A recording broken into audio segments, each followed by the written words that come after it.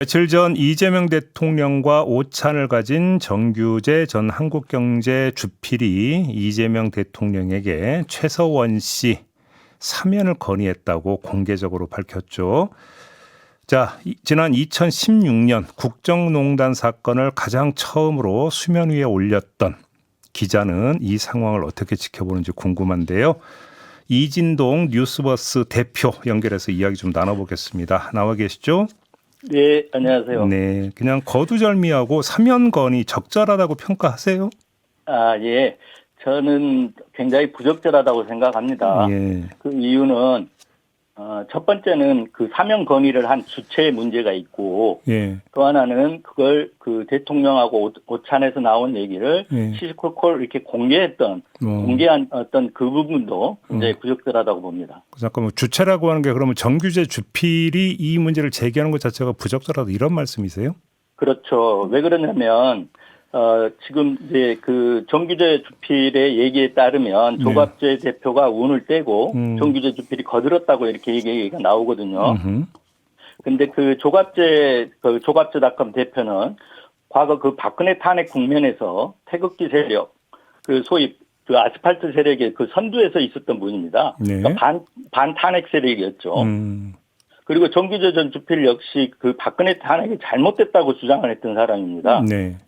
국정농단 때문이 아니라 탄핵 기획에 의해서 억울하게 탄핵당했다. 이렇게 주장하는 사람들인데 그분들이 그 여전히 그 탄핵이 잘못됐다는 생각을 갖고 네. 그런 얘기를 했기 때문에 이게 그 사면 건의가 저는 굉장히 부적절하다 이렇게 보고 있습니다. 지금 그 말씀하신 거 기억나는 게 정규재 주필이 그때 박근혜 그 당시 대통령과 인터뷰를 한 적도 있었었죠. 그렇죠. 그러니까 그 박근혜 대통령이 그 국정농단 사건 보도들이 언론에 나오고 있을 때 네. 그 일방적으로 해명한 보도를 정규재 주필 개인의 유튜브하고 같이 했던 걸로 제가 기억하고 있습니다. 그래요? 네. 그런데 아무튼 이제 그런 어떤 입장이었기 때문에 사면 건의하는 게 부적절하다 이런 평가신가요? 그러니까 정리를 하면? 이제 첫 번째는 이제 그 주체 하면 그러니까 시중에 일부의 여론을 전달이 할 수 있는데 그 두 분이 나서서 그 사면 건의를 한 것 자체도 부적절하고 그걸 또 공개한 것 자체도 저는 부적절하다고 보는 거죠. 일단 공개한 부분은 왜 부적절하다고 보시는 거예요?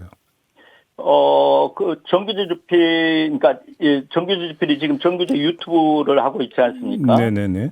근데 이제 그 대통령이 그 후보 시절에도 지금 공개적으로 만남을 가졌고요. 네. 이번에도 공개적으로 만남을 했는데 그 이후에 정규재 주필이 어떤 이렇게 정규재 주필에게 밥 먹자고 하는 사람들도 많고 전화도 이렇게 많이 온다고 그래요. 네. 제가 듣기로는. 네.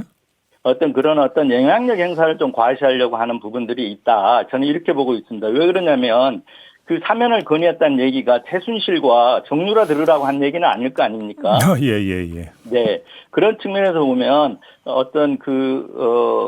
뭔가 의도가 있는 행위 아닌가 이렇게 보고 있습니다. 그리고 그 의도라고 하는 게 혹시 뭐 자신의 영향력과 혹시 이런 식으로 해석을 하시는 걸까요?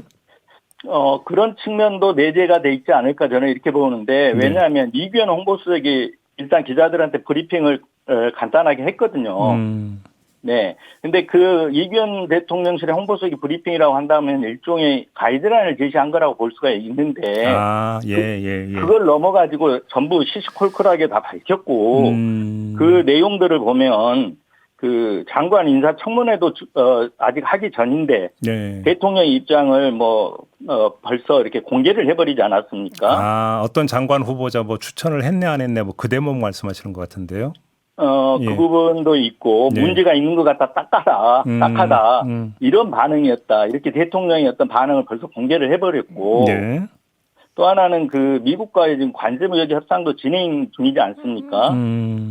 근데 거기에 한국이 미국이 줄 것이 별로 없다. 이런 것도 논의했다. 이렇게 다 얘기를 해버렸는데 과연 이런 어떤 내용들을 정규재 대표가 대통령을 만나고 와서 그 얘기를 자신의 유튜브에서 이렇게 공개하는 게 맞는 건지 저는 이런 모든 행위들이 좀 부적절해 보인다는 거죠. 그 말씀은 좀 비유적으로 하면 강호의 도에 안 맞는다 이런 말씀이시네요. 그렇죠. 그러니까 그 조갑재 대표도 어제 어디 방송에 나와가지고 오프 더 레코드를 걸지 않았다 이렇게 얘기를 하더라고요. 근데 그 두 분은 보수 농객이면서 언론계로 보면 상당히 원로 이렇게 취급, 원로라고 이렇게 여겨지시잖아요. 네네네. 그 정도면 알아서 이렇게 생각할 거다 이렇게 생각을 해야지. 그걸 거기다 대통령에서 밥 먹으면서 나중에 이걸 오프 더 레코드 해달라 이렇게 얘기하는 게 맞겠습니까? 예. 알겠습니다. 그 양식을 믿는 거죠. 알겠습니다. 그러면 이제 다시 최소원 사면 건의로 좀 돌아가서. 네. 근데 정규재 주필이나 조갑재 대표가 사면을 건의했던 게 이 탄핵이 잘못됐으니까 지금이라도 바로 잡아야 됩니다. 사면을 하시는 걸 좀 검토해 보시면 어떻겠습니까? 이게 아니라. 네. 지금 복역을 10년간 했다. 네. 그러니까 그 죄값 치를 만큼 치른 거 아니냐. 아마 이런 취지로 건의를 했다고 하거든요. 이런 어떤 이유는 어떻게 보십니까? 그러니까 정규재 주필의 얘기로 들으면 군박한 처지, 딱한 처지 이걸 내세웠다고 해요. 네네네. 그런데 어떻게 지금 형을 딱한 처지로 이렇게 사면을 하기 시작하면 감옥에서 손들라고 그러면 딱한 처지에 있는 사람들이 차고 넘칠 거라고 저는 생각이 돼요. 예. 그러니까 이게 사면 명분이 안 된다라는 거죠. 그리고 또 뇌물 혐의 아닙니까? 네네. 정경유착의 또 과거의 정경유착의 어떤 표본이었고 네. 이런 측면에서 보면 사면을 쉽사리 이렇게 할 문제는 아니라고 봅니다. 물론 대통령이 적절하게 국민의 여론을 감안해 갖고 사면권을 행사할 수는 있지만 네. 지금 그 시기는 저는 아니라고 생각을 합니다. 그 이유는 또 하나 이유는 지금 윤석열이 감옥에서 특검 수사에 응하지 않고 버티고 있잖아요. 그렇죠. 네. 그런데 이게 과거에 박근혜 전 대통령도 이렇게 버텼거든요. 네, 맞아요. 예. 그러다가 또 박근혜 대통령이 4년 9개월 만에 사면이 됐었거든요. 네. 네. 그런 어떤 학습 효과를 줄 수 있다는 거죠. 네.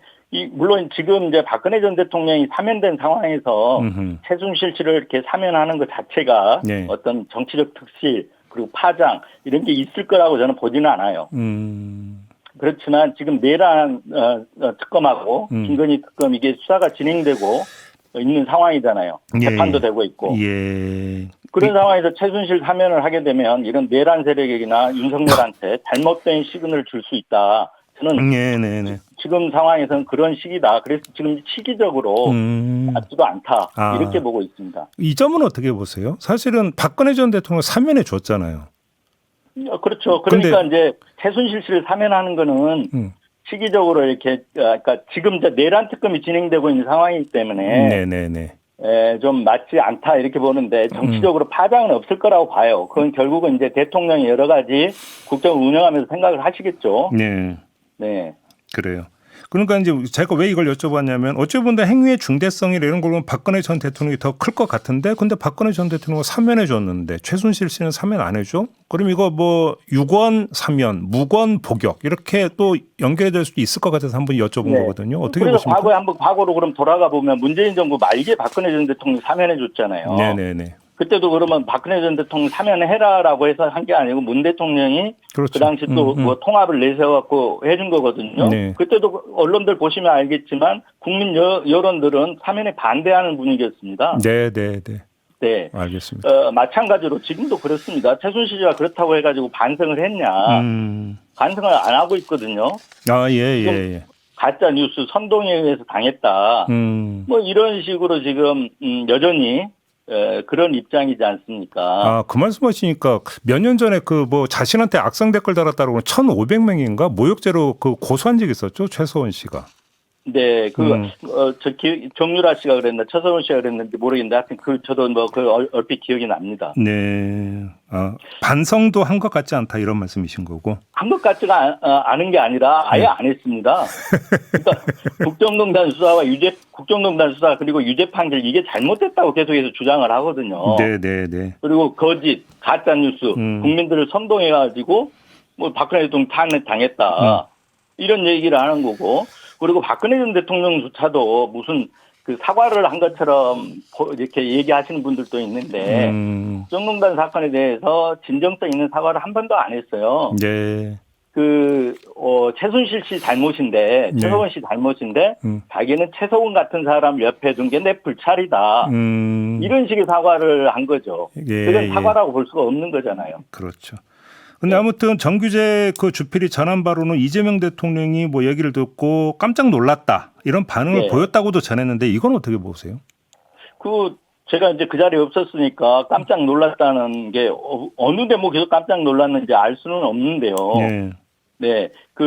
오히려 정규제 주필이 그런 얘기를 했기 때문에 깜짝 놀란 건지 아니면 최순실이 아직까지 안 나왔단 말이에요. 그러니까 라고 뭐, 해서 깜짝 놀란 건지 그 부분은 알 수가 없는데 저는 어쨌든 간에 이재명 대통령이 깜짝 놀랐다면 뭐 어떤 사면을 해야겠다 이런 어떤 그런 생각을 갖고 깜짝 놀란 건 아니라고 봅니다. 근데 뭐 전해지는 바로는 뭐 10년 동안 복역했다는 얘기를 듣고 그렇게 됐나요? 라고 해서 깜짝 놀란 걸로 이렇게 좀 전해지고는 있습니다.